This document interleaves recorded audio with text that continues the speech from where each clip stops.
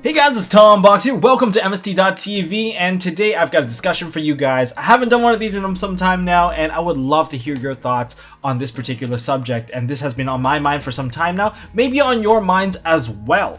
And the question of the day is, why does Yu-Gi-Oh! Only support one competitive format? I'm not talking about ban list, I'm talking about Advanced Constructed. When you go to regionals, you play Advanced Constructed. You go to YCS, WCQ, any of those big events, Advanced Constructed. Hell, going to locals, you're playing Advanced Constructed. No one plays traditional because that format, we all know, is going to be one hot mess because of the amount of FTKs available. But looking at Advanced Constructed, it's the only prize supported format. And if you add prize support to anything, it does make it more competitive, as long as the prizing is really good, or if it's the only prizing available. But if you had a second format that also offered just as good prizing, that would actually make things a bit more interesting, and I would be more willing to try out a second format. Now, but what has Advanced Constructed done to the game? Well, personally, even if they introduce a new format, I would still play Advanced Constructed because I like playing with a full library of cards, and I've already collected it, so might as well. But in terms of what Advanced Constructed has, and due to the fact that it doesn't have a limited card pool or anything, well, deck building is immediately slashed. It's very limited because you're still using a very small percentage of the card pool, because you will always use the best cards ever to counter anything. And, well, this makes it so that a meta will be quickly defined because you're still using a very small card pool. Even when they introduce new stuff or ban list comes out, within like 1 or 2 weeks, a meta will be defined and it will just slowly evolve slightly as better strategies come out, but it's still within the very limited card pool. And when new archetypes come out from a new set, usually there's only like one archetype in there that's really good, and all the other archetypes can't seem to break out of its shell because they just can't keep up, because all these old cards already can pre-counter all of these new cards, and that just makes it hard for them to play. And all these cards, they eventually just become bulk, and that also creates the main separation between the two groups of players. We have the budgeted Yu-Gi-Oh! Players that can't seem to consistently win against the meta competitive players. It's a fact, I guess, because they can win, but they don't consistently win against them. And because of the separation, I truly believe that there's a market, a target audience that would accept a new format that has a full prize support. And that is going to appeal to the new and budgeted players and the old veteran players that have everything accessible. Now, this is all hypothetical, but I'm just wanting to entertain the idea for now. Like, imagine like in the next season of Yu-Gi-Oh!, rather than getting a master rule change, we get a whole new format to play with. That would be kind of cool too, in my opinion.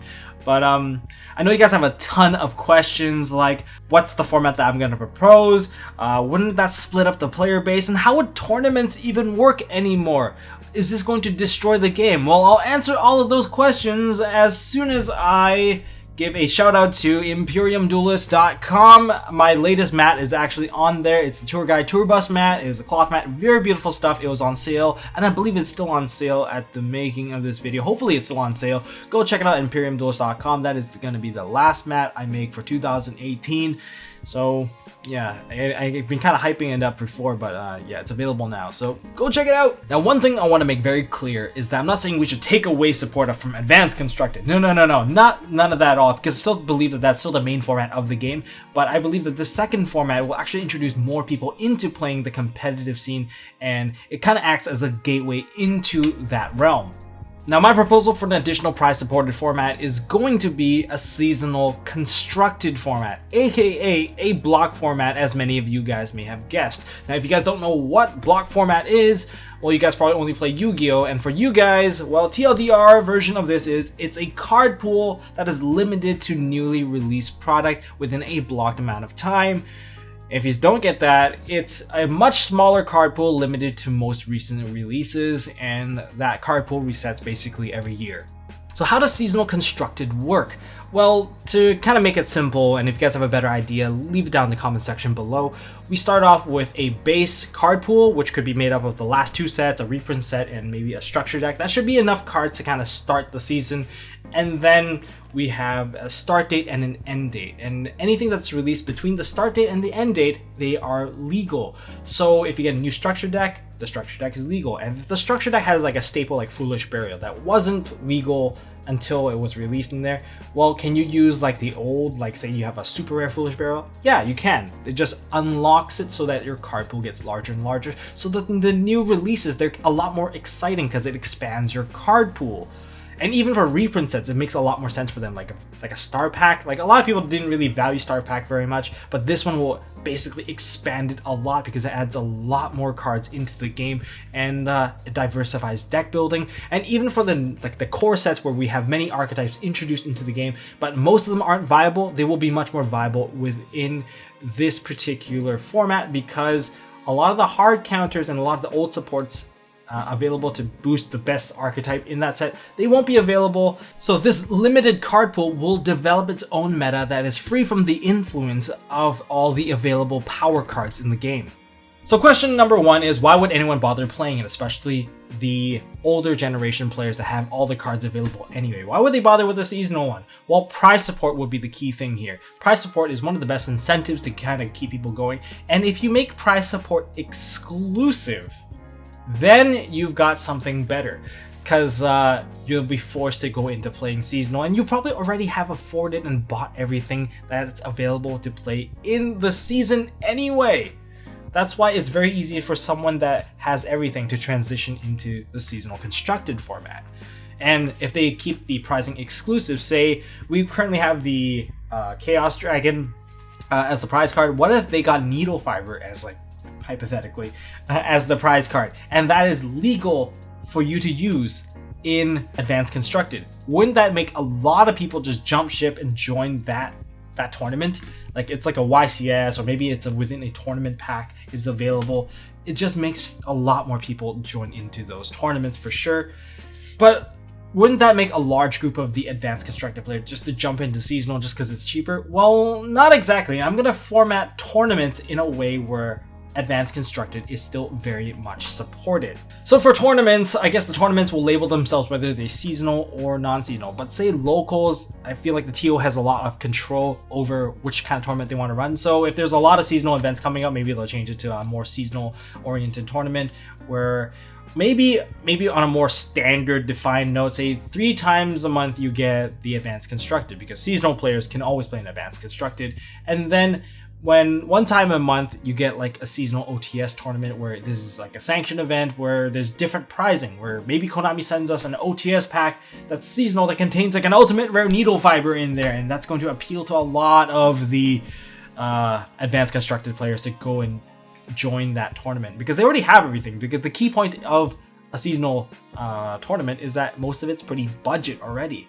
and also this gives a lot more value to perhaps one of these rogue archetypes, and a lot of the cards, they'll get a lot more play. Perhaps the 90% will now be 70% more play than before. Okay, so that's just an opinion right there. Then we have like regionals. If you go to regionals, it could be a seasonal or an advanced regional, depending on what it is. Regardless, you will be able to get your invite to go to WCQ. However, WCQ, in my opinion, should just be Advanced Constructed for the main event, and you have a seasonal side event that you can join. That's just my take on it. Why? Because I think the main way to play Yu-Gi-Oh! Is still Advanced Constructed. I just haven't really gotten that out of my mindset. You guys can agree or disagree with me right there. And what about Worlds? Well, at Worlds, you play a World list, so that's why you should have every single card available to play during the NAWCQ or whatever WCQ that you go to. Because of that, you're not going to restrict yourself. You're not going to limit yourself while you get a ton of practice for WCQ.